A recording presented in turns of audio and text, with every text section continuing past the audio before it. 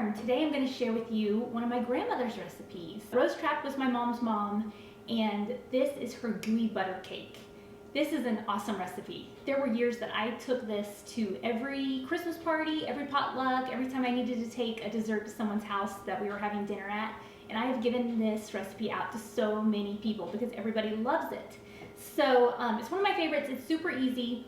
Now, I believe that there's probably a from scratch recipe of Gooey Butter Cake, but this is the easy kind that uses a box cake mix. This is the way my grandmother made it, and so this is how I like it. I want to show you some of our chicken eggs.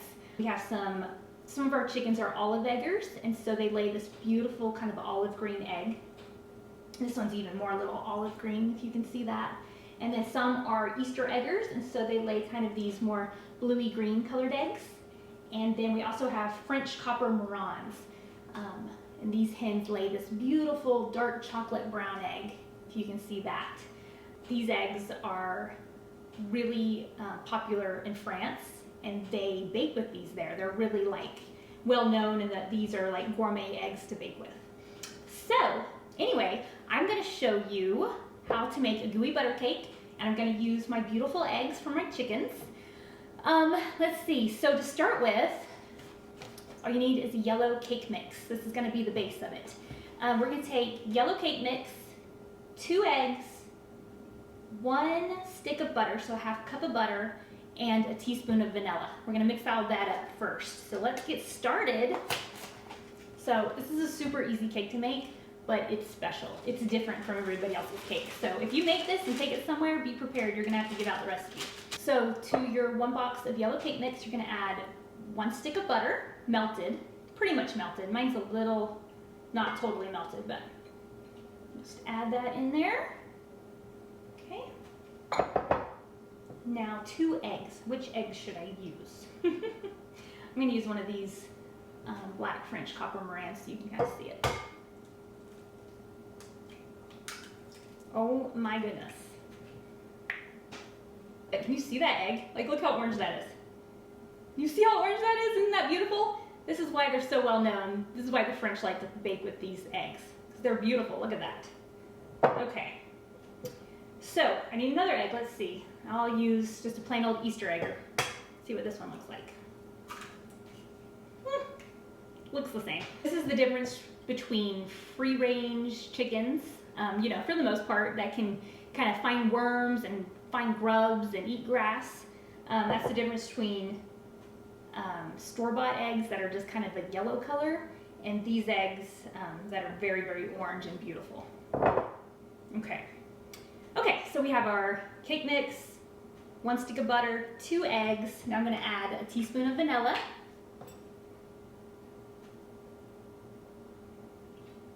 Okay. Now we're just going to mix that all up. Wow.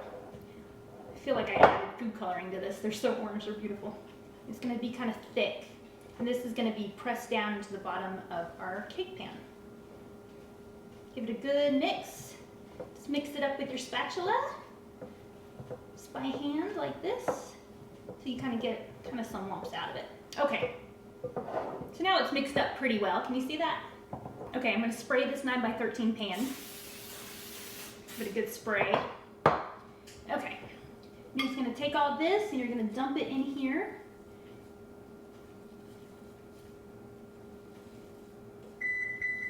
Oh, the oven is ready. I preheated it to 350. Press it into the pan. Try to get it kind of evenly thick. I have memories of making this with my grandma when I was little. Most of the stuff that she made was from scratch. But for some reason this wasn't, and this was my favorite. She made amazing apple pies. Luckily I have her recipe, her crust and her apple pie, everything. I'll have to show you how to do that sometime too.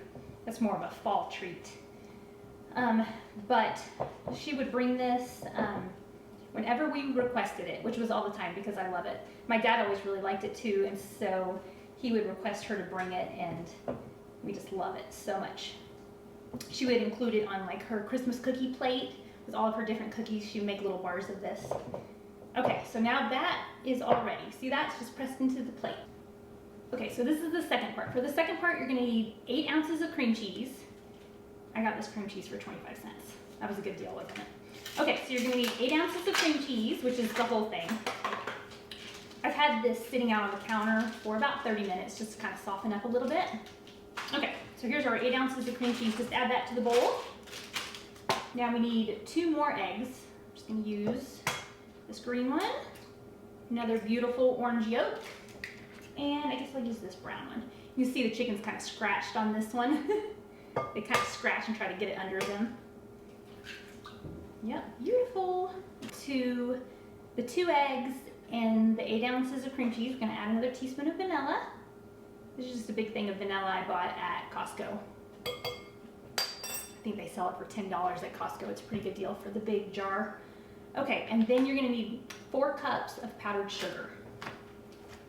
This isn't the healthiest recipe, but it's a good recipe.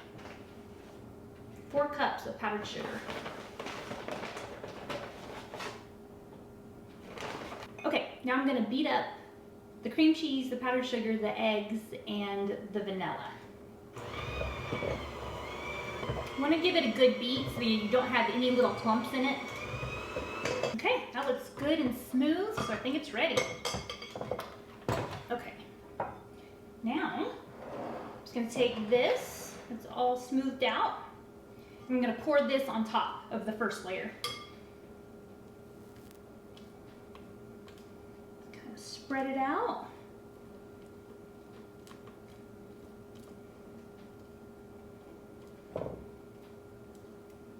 And like I said, my grandmother is from St. Louis, Missouri, and I guess that this recipe is popular there, and I never knew that until I just did some research on it. Not too long ago, my son did another project on gooey butter cake, and we saw that it's super popular there, and you can even buy it like packaged there, like it's processed.